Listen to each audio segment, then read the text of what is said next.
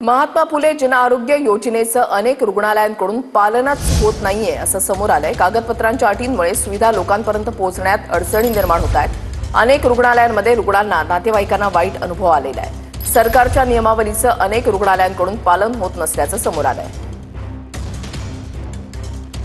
महात्मा फुले जन आरोग्य योजनेमध्ये सरकारकडून आधी 1.5 लाखांची मदत होत होती। यात वाढ करून सरकारने ही रक्कम 5 लाख इतकी केली। 5 लाखांचा नियम करून सुद्धा काही अटींमुळे हा फायदा रुग्णांना मिळत नाही। कागदपत्रांच्या काही अटींमुळे सुविधा लोकांपर्यंत पोहोचत नसल्याचं समोर आलंय। अनेक खासगी आणि सरकारी रुग्णालयांमध्ये रुग्णांना हा अनुभव आलाय। सरकारनं तत्काळ उपाययोजना करण्याची रुग्ण आणि नातेवाईकांची मागणी आहे। 10% राखीव खाटा निर्धन रुग्णांसाठी बंधनकारक असा नियम आहे। 10% राखीव जागा 50% सवलतीच्या दराने देणं बंधनकारक आहे।